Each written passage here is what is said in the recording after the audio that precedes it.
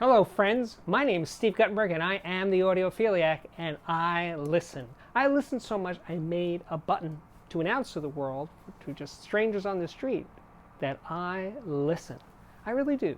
It's my job, but before it was my job, I listened always. When I was a little kid, I remember maybe I was 6 or 7 years old, my parents bought a big jukebox to put in the basement, and I laid on the floor in front of that jukebox, and those 10-inch or 12-inch or 15-inch woofers inside that jukebox, they just gave me a massage.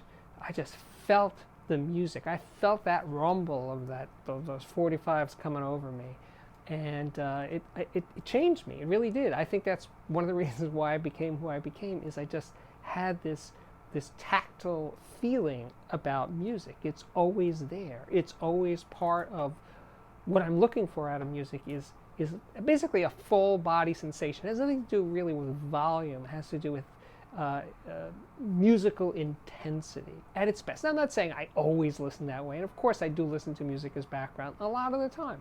I listen to music on the subway. I listen to a lot. I'm not always focused on it, but I do at times when I have the time, which is a lot of the time actually, really give myself over to really listening to music without thinking about other things. I close my eyes, I listen in a darkened room. I find actually listening at night very quietly is actually sometimes the most intense. The rest of the world is quiet. I live in New York City, as you might notice that there's a truck outside, idling outside my window. Um, but it's part of the world. It's part of the the music of my life. It's the soundtrack of my life is New York City noise. And that's the thing. When I'm on the street, I'm sometimes very aware of all this sound coming from around me. There's sirens, there's trucks siren, there's people talking, there's radios going by, there's all kinds of things. And then that's in the immediate vicinity. But then you just stand there and soak it in, and you can hear from far away. You can hear sirens, of course, it's New York City. You can hear sirens, you can hear all sorts of things off in the distance. I mean, I grew up in Far Rockaway, which is a beach community, and I used to stand there on the shore and listen to the waves from a mile away. You could just hear them coming at you. It's three-dimensional. Sound is a three-dimensional quality. Now, with your eyes, you only see what's directly in front of you, and if you want to look over there, you have to turn your head, but your ears work really well in three dimensions. You can hear above you can hear planes flying above you, you can hear a dog over there, you can hear everything if you're listening. And that's why we have this sense of hearing that way, because it's designed for life preservation. You needed to hear that bear coming up from behind you, those twigs crackling under as he approaches or she approached.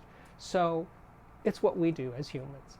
But I think we've kind of lost that because everything is turned up. Everything is so loud now that those subtleties of life, of sound and life, are diminished. I mean, you go to a concert and everything's cranked up to 11 all the time, and even in movie theaters they're always like stupid loud. Everything is loud, loud, loud, loud, loud.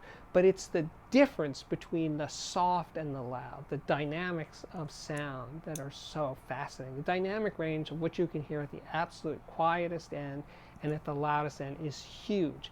I in New York City a couple of months ago at the Guggenheim Museum, they had essentially a piece of art that was an anechoic chamber. And for people who've never been in an anechoic chamber, I don't think they called it an anechoic chamber, but it was a super, super, super quiet, isolated room. And people could just go into this room and soak in the quiet. And I went in. They had limited groups of people going inside this exhibit, this anechoic chamber. I think they allowed a maximum of 6 people in. I went with 4 other people.